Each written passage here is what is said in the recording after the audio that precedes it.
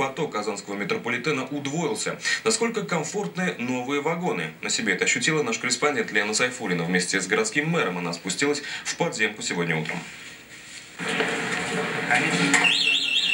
Повстречать мэра города в час пик столичной подземки можно, но не часто. Сегодня Ильсур Медшин стал одним из первых пассажиров нового состава. В метро на станции Проспект Победы градоначальник спустился в 10 утра и прокатился до станции Кремлевская.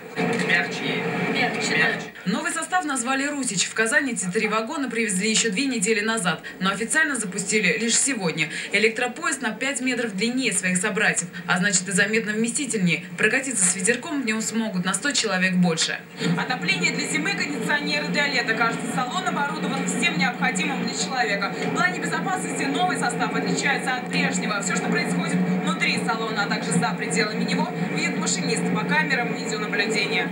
Напомним, с открытием станции Козья Слобода пассажиропоток казанской подземки увеличился вдвое. Каждый день услугами метрополитена пользуются около 70 тысяч человек. Вагон классный, новый, и можно очень удобно пройти в следующий вагон. Лично я очень довольна. Стало немножко неудобно, потому что раньше мы ездили до Тукая, и было очень пустое метро, теперь чувствуется, что востребовано. Вот сейчас только обсуждали, что вечером едем, когда уже на платформе на Тукае стоять очень тяжело. Скорость передвижения у нового и старых составов одинакова. Полный рейс поезда проходит за 39 минут, а изготавливают русичи в подмосковном городе Мытищи. И 6 лет эти машины используют в московской подземке.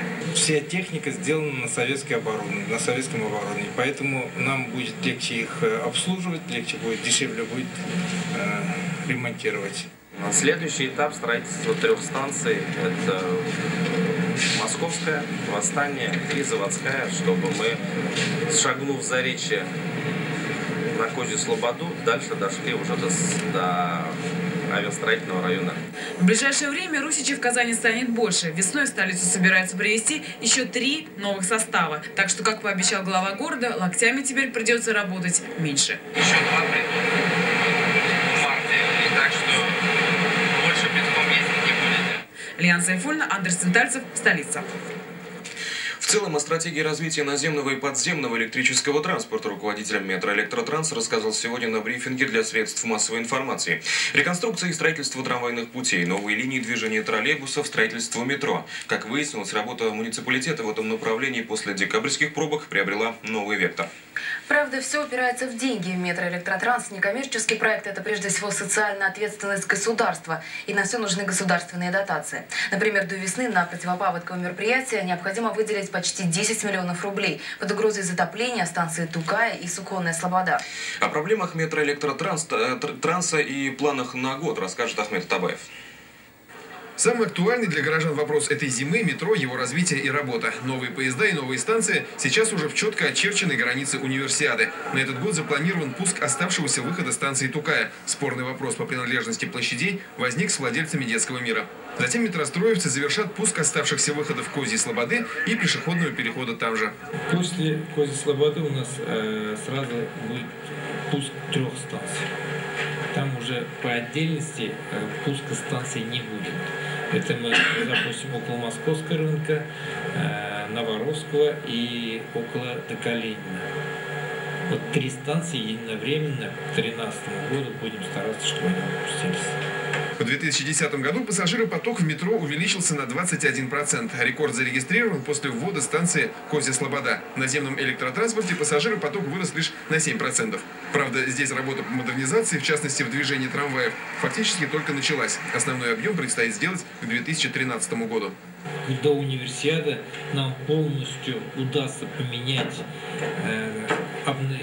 на новые рельсы до проспекта Победы, полностью поменять и южную, и пустить там. В этом году Ямашева мы однозначно откроем. 30 августа, так скажем, Ямашева.